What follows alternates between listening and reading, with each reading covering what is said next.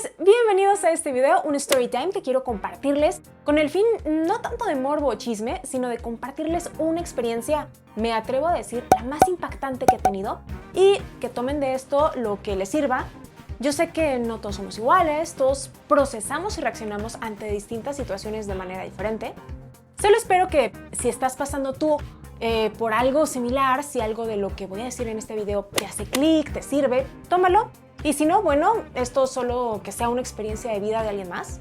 Una historia con errores y tal vez aciertos de alguien, no sé, alguien random y que si quieres puedes desechar. De antemano, te agradezco el que estés aquí conmigo. Si no me conoces, yo soy Aline, estudié diseño gráfico, soy psicóloga también y el año pasado perdí a 6 seres muy queridos a causa de COVID. 2 tíos, 3 amigos, entre ellos uno de mis mejores amigos y la persona que más me afectó, como muchos de ustedes saben, mi papá. ¿Y cómo le hace un psicólogo para enfrentarse a toda esa ráfaga de emociones tan intensas como lo es la pérdida de muchos seres queridos?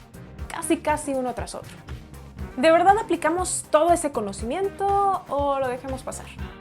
Dentro de mi experiencia te puedo decir que sí lo utilizamos y sirve lo que sabes, lo que te han enseñado, tu expertise, pero eso no quiere decir que a lo largo de todo este proceso tú vayas a estar con una excelente salud mental. En mi caso, uno de los más grandes errores que cometí fue el creer que podía controlarlo.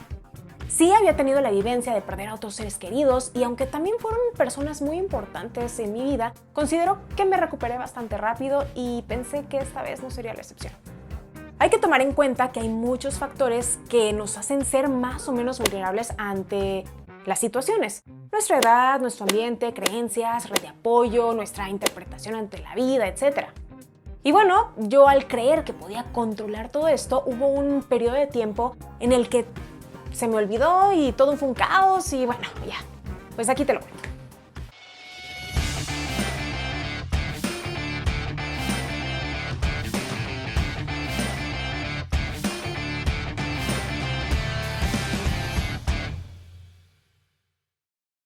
Como les comentaba, a pesar de que sí viví algunas pérdidas cercanas a lo largo de mi vida, con ninguno tuve un vínculo emocional tan fuerte como lo tuve con algunas de las personas que partieron hace un año.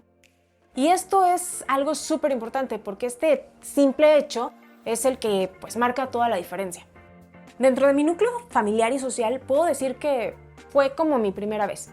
De ellos 6, 4 de ellos fueron muy cercanos a mí, fallecieron en menos de un mes, ya se imaginarán ustedes el impacto que fue para mí y posteriormente la ráfaga emocional que viví a lo largo, pues de este año. Y bueno, ¿cómo fue y cómo es que se inició algo que posteriormente terminó siendo un trastorno? Cuando mi papá se contagia de COVID y lo hospitalizamos, y como saben, no te permiten estar con ellos, sino que vas recibiendo los informes cada día de cómo está tu paciente. La mayoría de los días fui yo la que recibió esos informes y justo cuando te llamaban para formarte y darte la actualización del estado de salud de tu familiar, yo empezaba a temblar muchísimo, como si estuviera en un lugar muy frío. Claro que mis estados de ansiedad se estaban disparando muy alto. Y cabe aclarar que esto hasta cierto punto, pues sí, es normal. Por supuesto que vas a estar ansioso, ya que los informes que estás por recibir tal cual van a ser de vida o muerte. Pocas veces te dan noticias favorables y aunque así fuera, siempre hay riesgos que los médicos no pueden dejar pasar y te mantienen mucho, como quien dice, con los pies en la tierra, por así decirlo. Y vamos, lo que quiero decir es que ellos, los médicos, no están ahí para alentarte y muchas veces te dicen las cosas de una manera muy fría. Al principio los temblores solo eran al momento de recibir los informes, después comenzaron a formar parte de mi día a día. Empezaron a acentuarse muchísimo, me acuerdo, sobre todo precisamente cuando tenía que recibir estos reportes. Llegó un momento en que el apetito se me fue por completo, pero sabía que tenía que comer para aguantar de nuevo la rutina, de ir al hospital, de buscar o comprar materiales, medicamentos o cosas que se necesitaran. Comencé a bajar muchísimo de peso, mi energía estaba por los suelos y mi ansiedad, pues ya saben, creciendo. Como también les he comentado en otros videos, tengo trastorno de conversión, por lo que cada vez que estoy en escenarios de estrés muy fuertes, mis manos y mis brazos comienzan a dolerme. Hubieron días en que se me hacía muy difícil mover mi mano y mi brazo derechos. Después de varios días y muchos reportes, mi ansiedad crecía cada vez más por la posibilidad de ser yo quien tuviera que recibir pues la noticia de que ya no se iba a poder hacer nada por mi papá o de plano me dijeran que ya había fallecido. De hecho, tan solo la idea de pensar de que mi papá se iba a morir, prácticamente la negué todo el tiempo y al mismo tiempo, pues sí sabía que era una posibilidad. Yo sé que esto se contradice, pero así lo viví. Como también sabía que no sería capaz de tolerar una noticia así, y más aún estando sola, porque en los hospitales no se pueden estar con alguien más ahí, contigo, ¿no? Ya saben, por esto del COVID. A esto, súmenle la experiencia de oír a la gente gritar y llorar que está entre nosotros, cuando se les notificaba que sus familiares habían fallecido. Entonces, pues empezaron mis días de insomnio, angustia, cero concentración. De por sí, desde el primer día que estuve en el hospital me acuerdo que perdí el pase de acceso. Ya saben, y es un show para que te lo vuelvan a dar. Y bueno, pues los temblores ni se diga, a tope, y ya les podría decir que era como que mi estado natural. Sin embargo, yo seguía trabajando tanto en diseño como dando terapias, de repente también aquí me veían en YouTube.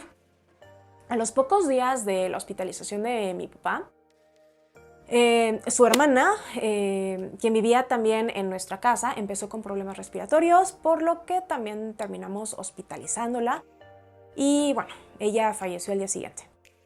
Y ese fue el primer shock que tuve en mi vida por perder a alguien. Sí, muchas veces me había sentido vacía por dentro. He vivido etapas de depresión crónica, de trastorno depresivo persistente, con rasgos límites de la personalidad. Pero recuerdo que aquella ocasión la sensación fue muy distinta. Fue un vacío que hasta hoy me es imposible describir. Fue la primera vez que sentí eso y fue la primera vez de muchas que sucederían de manera casi consecutiva. Y por primera vez hice una pregunta que a lo largo de todo este tiempo no sabía me iba a causar graves problemas de ansiedad, que fue: ¿dónde estás? Conforme pasaban los días, se acercaba el momento de que mi papá estuviera libre de COVID y con ello, pues sí, crecían mis esperanzas de volverlo a ver. Y sí, mi papá eventualmente salió negativo a COVID. Sin embargo, las consecuencias que trajo esto en su cuerpo fueron irreparables, ya que el día que sale mi papá de esa torre de especialidad, lo hace con choque séptico, es decir, que sus órganos estaban ya prácticamente dejando de funcionar. No fue sino hasta ese día en la noche, unas horas antes de que él falleciera, que fue cuando me cayó el 20 ya viendo lo que estaba pasando. Fue la primera vez que dije: es real, se va a morir. Y en ese momento empecé a experimentar el ataque de ansiedad más grande que he vivido. No soy mucho de ataques de ansiedad ni de pánico. Me han dado, sí, pero han sido episodios muy esporádicos y hasta cierto punto cortitos. Esa noche me bloqueé completamente, mi cerebro entró en una especie de loop en donde solo podía decir no, no, no, no, y así más o menos estuve como por, ¿qué serán? Unos 40 minutos en lo que me lograron estabilizar. Todo esto acompañado, ya saben, pues de taquicardia, sudoración, escalofríos, temblores, problemas para respirar, debilidad, mareos, entumecimiento de las manos, dolor en el pecho, dolor de estómago, náuseas y bueno, entre otras cosas, ¿no? Pasado esto, me llevaron con mamá y me quedé toda esa noche con ella, mientras el resto de mi familia iba y venía del hospital. Fui la única de mis hermanos que no se despidió de mi papá. En su momento me dio una sensación de culpa, pero sinceramente no podía, no estaba en las condiciones mentales para hacerlo. Y debo decir que hoy estoy bien con eso.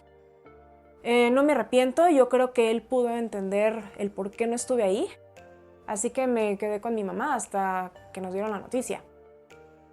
A veces solo basta un suceso, pero con un impacto emocional muy fuerte para detonarte un trastorno mental. En mi caso, otro más, porque nunca había sufrido de ansiedad, al menos a este nivel. Esa misma noche que mi papá falleció, estuve bien, por así decirlo, tranquila. El ataque de ansiedad que me había dado unas horas antes me había dejado súper cansada. Y ya más adentrado el día, porque la noticia la recibimos durante la madrugada, me fui a bañar y cuando regresé a casa de mi mamá, recibo la llamada de mi mejor amigo dándome su pésame. Lloramos los dos sin saber que después de 13 años de estar juntos, esa iba a ser la última vez que lo iba a escuchar. Porque poco después su esposa enfermó de COVID, la hospitalizaron, a los pocos días también lo hospitalizan a él y ambos fallecen con diferencia de un par de semanas. Si de por sí no es fácil procesar una muerte, desde lo de mi tía, luego mi papá, con el fallecimiento de mis amigos fue todavía más complicado. Fue cuando por primera vez me cayó el 20 de todo lo que tengo en esta vida. Algún día, sea de la forma que sea, lo voy a perder. Y sí, es algo que ya sabemos, es hasta obvio, pero es muy diferente, de verdad, saberlo a hacerlo consciente. Muchas veces en ese proceso de conciencia puedes hacer muchas tonterías, y este fue mi caso. Empecé con una filosofía mal encaminada sobre disfruta tu vida, para qué trabajas y de todas maneras te vas a morir, no tiene sentido nada, quieres morirte como ellos, como tu papá, como tus amigos, preocupada por todo, deseando tener algo y no hacerlo porque tienes otras prioridades que no son nada placenteras, pero en teoría pues, son más importantes. Y me gasté todo el dinero que tenía. Pues sí, es que me quedé con esa sensación y si me muero mañana, con tal, pues todos están muriendo.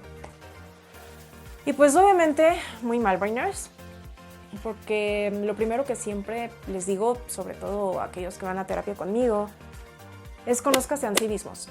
Algo que definitivamente no apliqué conmigo, me dejé llevar por todas esas emociones. Sé que soy una persona ansiosa, en ese momento no con un trastorno de ansiedad como tal, pero sí ansiosa. Y los ansiosos tendemos a preocuparnos mucho por todo. Y eso no va a cambiar, mucho menos de la noche a la mañana. Es más, no va a cambiar. Solo hay que saber mediarlo. Así que hoy ya pasó un año, ahora estoy súper viva y además preocupada pues porque no tengo dinero, ¿ah? Ay, como que sí me siento nerviosita de estar contando esto. Pero bueno, también lo entiendo. Para mí, para eso pues me dieron mis neuronas en ese momento y tampoco pues voy a conseguir nada culpándome. Pero pues sí, sé que tengo que enfrentar las consecuencias. Entre tanto, intenté recuperar mi vida normal lo más rápido posible. De esto ya habían pasado 2 meses de que mi papá muriera y 1 del fallecimiento de mis amigos. Y me entró una desesperación por honrar a quien había sido mi papá, por querer ser como él. Y como aquí en México decimos, tenía la vara muy alta con mi papá. Para mí él siempre fue la persona más inteligente que haya conocido, la más admirable para mí, impecable en muchísimos sentidos. Pero esto no hizo más que alimentar mi ansiedad. Ejemplo de ello es que mi papá siempre me incentivó a hacer ejercicio. Él me tenía hace y hace ejercicio, pero con pensamientos obsesivos de papá, tú ya no podías hacerlo, tu cuerpo ya estaba débil, yo lo voy a hacer por ti. Y bueno, pues me imaginaba a mi papá sufriendo en una cama de hospital, acostado ahí delirando. Y cuidado con esto porque recuerden que mientras hacemos ejercicio nuestras neuronas del hipocampo se vuelven mucho más receptivas. ¿Qué significa esto? Que guardamos o memorizamos mucho mejor en esta ventana de tiempo cuando hacemos ejercicio. Y lo que yo estaba haciendo era precisamente alimentar una ansiedad que no sabía que ya se estaba convirtiendo en un problema, en un serio problema. Los temblores, como ahorita de hecho los estoy sintiendo un poquito, se me fueron yendo paulatinamente, pero posteriormente empecé con problemas para respirar. Ahora sí, mi ansiedad estaba evolucionando al siguiente nivel. Y sí, me di cuenta. Pero bueno, pues al fin y al cabo, yo psicóloga, me sentí con la capacidad de erradicar por completo esa ansiedad y ¿cuál fue el resultado? Pues otra vez, todo mal. Es un error querer extinguir todas esas emociones de tajo. Más si era la primera vez que experimentaba la muerte, no de un solo ser querido, de 4 hasta ahorita, y quise saltarme todo un proceso que sí o sí lleva tiempo por más conocimientos que tenga. Y que sí me van a ayudar, pero al final yo tenía que vivirlo. Y bueno, pues yo queriéndome saltar el proceso cual psicópata, ¿no? Perder a alguien Por supuesto que te va a doler. Vas a experimentar cambios en tu cerebro. Tus redes neuronales están acostumbradas a que toda tu vida siempre hubo alguien ahí y de repente ya no está. Estas conexiones se van a ir desconectando, sí, poco a poco, pero el proceso emocionalmente duele y pues no es de un día para otro, ¿no? Se necesita tiempo. Unos se adaptarán más rápido que otros, esto depende ya de cada quien, de nuestras experiencias, vivencias, los vínculos que tuvimos con esa persona y cómo los interpretamos. Total que ya con este nuevo nivel de ansiedad empecé con 1000 dudas existencialistas, ¿no? De esas que todos hemos tenido en algún momento de nuestra vida y de las que casi siempre salimos medio deprimidos. Mi papá, desde que yo era pequeña, siempre me hizo estas 3 preguntas. ¿Quién eres? ¿De dónde vienes? ¿Y de dónde vas? Esas mismas 3 preguntas son las que hoy me han tenido alimentando una ansiedad ya patológica que nunca antes había tenido. Y les digo 3 por no decirle todo lo que se me cruza durante el día. Es de verdad una tortura. Empecé con miedo a dormir, ya luego pensamientos típicos catastrofistas de la ansiedad como seguramente yo voy a morir sola, sin un centavo, como homeless y tendré que soportar una larga agonía hasta que la muerte llegue a mí y después de eso, nada, la inexistencia. Sí, brainers. Se los pongo así porque a veces hay que reírnos de toda esa masa de pensamientos que a veces nos asaltan porque si dejamos que nos gane la batalla, de verdad que es un infierno. Al principio, cuando podía dormir y la ansiedad no la tenía tan a tope, soñaba muchísimo con mi papá. Por lo general, sueños muy bonitos. Y no estoy diciendo otra cosa que esto signifique más allá de que pues, tenía muy presente a mi papá, ¿no? Sin embargo, esto se transformó y hoy llevo casi un año sin poder dormir bien. La ansiedad que me dan este tipo de pensamientos existenciales o el qué va a pasar en un futuro es muy tortuosa. Y créanme, no es como decir, pues ya no piensen en eso ya, ¿no? Ni funciona, ni se quita así. Y por si esto no fuera poco, oficialmente me empecé a deprimir. Pero no me di cuenta que estaba deprimida hasta tiempo después. Como les decía en el video pasado de depresión, les dejo aquí la liga abajo en la descripción, no siempre eres consciente de lo que te está pasando. Porque sí, tenía muchísima ansiedad y me enfoqué mucho en eso. Y no me di cuenta de la depresión que me estaba atacando. Por si alguno de ustedes piensa que estar deprimido es así como una decisión y se quita con un pues no estés triste, no, tampoco funciona así. Cabe aclarar que no soy tanatóloga, me dedico precisamente a ver trastornos mentales porque como ven, algunos ya los tengo muy masticados. Pero en el proceso de estudiar psicología clínica, de alguna manera me fui como que preparando para sobrellevar una depresión precisamente por sucesos como este. Y sabiendo lo vulnerable que yo soy para eso, pues todavía más, ¿no? Ya cuando se me mezclaron la ansiedad y la depresión, les puedo decir que fueron mis peores momentos. Y de esto les estoy diciendo que habían ya pasado como 6 meses de que falleció mi papá. No lloraba mucho, de repente uno que otro día, pero no tan frecuente. Sin embargo, le empecé a perder el sentido a todo. No era capaz de trabajar, dejé de disfrutar de dar terapia. Incluso llegó un momento en que ya era para mí una tortura dar terapia. Sé que eso éticamente pues no es nada correcto, así que terminé por dejarlas y me convertí tal cual en un bulto de carne, comida, viendo pasar la existencia. Pasaban los días y no era capaz de mover un dedo. Me la pasaba viendo una pared durante horas, de repente agarrar el teléfono. Pues sí, ¿no? Pues para distraerme, eso sí, con pensamientos todo el tiempo súper negativos, de esos que posteriormente terminaron en un, pues sí, me quiero morir, no, esto no tiene sentido. Y es paradójico porque con la ansiedad muchas veces te da miedo a la muerte, pero con la depresión la deseas. Afortunadamente las ideas suicidas no duraron mucho, he tenido peores momentos y duelos con la depresión, ¿no? En otras ocasiones. Como también decirles que en esta ocasión no tuve un trastorno de depresión mayor. Sí llegué a tocar fondo, pero por ese lado creo que aquí sí me sirvió toda la experiencia que he tenido en cuanto a este tema. Me recuperé algo rápido de la depresión. Yo creo que no fueron ni 2 meses los que estuve así. Y mucho de eso también se lo debo a algo que quizá para muchos sea algo muy insignificante, pero a mí personalmente me regresó el sentido de vida. Y es que un buen día, de la nada dije, me quiero subir a un go-kart. Nunca lo había hecho. De verdad, no tengo ni idea ni por qué lo dije. A mí me encantan las emociones fuertes y cuando me subí, sentir de nuevo esa adrenalina que dejé de sentir por mucho tiempo, una sensación de libertad, de velocidad. Y por primera vez después de tanto perderle el sentido a todo, dije, estoy viva. Pero no solo eso, cuando tienes depresión y ansiedad es casi imposible concentrarte en algo. Estás como ido todo el tiempo, hundido en esos pensamientos que solo alimentan más tu ansiedad y depresión. Nada te motiva y es por eso que es tan difícil salir de ese estado. El karting para mí fue mi medicina. Te exige altos niveles de concentración porque si no, pues es muy fácil que te vayas y te embarres contra algo. Y acuérdense que no estaba en mi época más oscura de depresión, porque de haber sido así, pues igual y sí me hubiera querido embarrar contra algo, ¿no? O contra cualquier lado.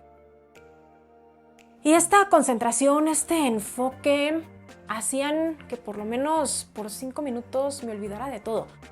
Me olvidara de mi tía, de mi papá, de que mis amigos habían fallecido. Me olvidaba de la ansiedad, de las preguntas existenciales y tan solo por 5 minutos todo estaba bien.